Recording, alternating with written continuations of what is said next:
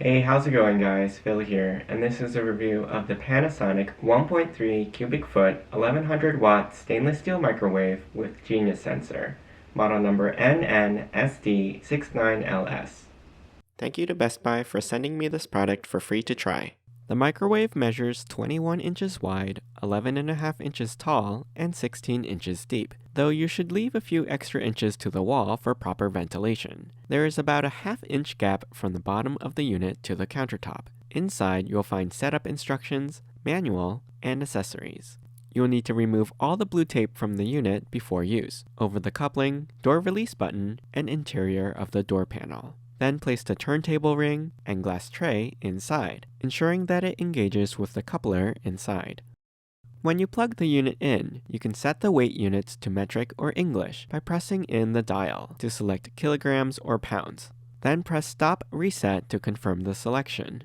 To set the clock, press the cooking timer clock button twice, and the colon on the screen will start flashing. Use the dial to change the time, turning clockwise to increase the time and counterclockwise to decrease it. Note that the clock is 12-hour format only, and there's no indicator for AM or PM. Also, the time only changes in 1-minute increments, no matter how fast you turn the dial, so setting the clock can be somewhat tedious. This is unfortunate, as the time setting is lost when the unit is unplugged or the power goes out, requiring you to set the time again. Once the correct time appears on the screen, press the clock button to save the setting. To lock the controls, press the dial 3 times in a row, and a horizontal line will appear above the key icon. This prevents the use of any of the microwave's functions until it is unlocked by pressing the stop button 3 times in a row. When using the microwave, you can choose the power level by pressing the power level button. P10 would be full power at 1100 watts. Press the button again to decrease by 10%, and so on down to P1. When your desired power level is displayed, turn the dial to set the amount of cook time. The increments are 5 seconds up to 1 minute, then the increments change to 10 seconds from 1 to 5 minutes, 30 seconds from 5 to 10 minutes, 1 minute up to 30 minutes, and thereafter changes in 5-minute increments up to a max of 90 minutes, or 30 minutes at max power level. So as a test, I'm steaming a bag of frozen corn. I'll just select my power level, choose the amount of time, then press the dial to start operation. Pretty standard stuff. At the end of the program, the microwave will beep 5 times. Alright, so this doesn't seem hot enough. This time, I'll press the quick 30 seconds button and press in the dial to start. You can quickly add 30 more seconds using the same button while the microwave is running. If you need to end the program early, press the stop key. Press it a second time to reset and clear the timer. Now it looks done. Interestingly, this microwave also has multi-stage cooking. So for example, I can set the unit to cook at power level 10 for 3 minutes and 30 seconds. Then add a kitchen timer of 2 minutes following that programming to allow the food to rest in the microwave before the end of programming alert goes off.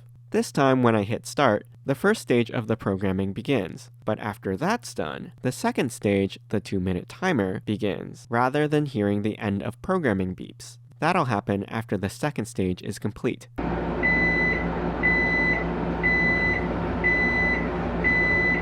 You can program up to 3 different stages, including a delayed start, cooking for different periods of time at different power levels, setting a keep warm time, or a resting time.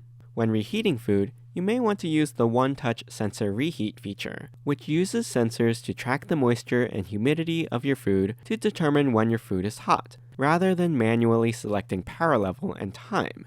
There is a bit of trial and error here, so if you find that the one-touch feature doesn't produce the results you want, you can increase or decrease the cooking time when using the sensor by 10 or 20% by pressing the more or less key, though you do have to make this selection each time you use this mode. You also won't know exactly how long the mode will run for, which can make planning around the reheating time tricky, although it will start a countdown when there are only 30 seconds left. For folks who like to cook in the microwave, there's also a one-touch sensor cook button with 10 different preset common food types. The sensor cook numeric key is printed on a reference sticker on the inside of the door. Again, you won't know exactly how long the cook time will be in advance, though you can adjust the time by the same 10 or 20% up or down.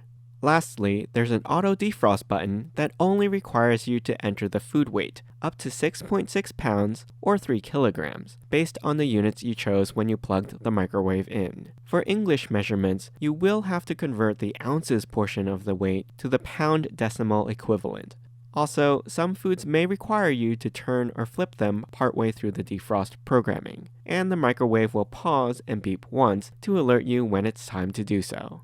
Overall, the microwave performs well, efficiently heating my food evenly throughout. For me, it took a little while getting used to getting the timing right, as this model is slightly more powerful than our last microwave. It's also easy to clean the interior with a quick wipe down of a damp cloth, though I make sure to always use a microwave-safe cover to reduce food spatter. Also, setting everything with a dial versus a numeric keypad was a bit cumbersome at first, and backlighting for the controls would have been nice, since you can't really read the labels in the dark.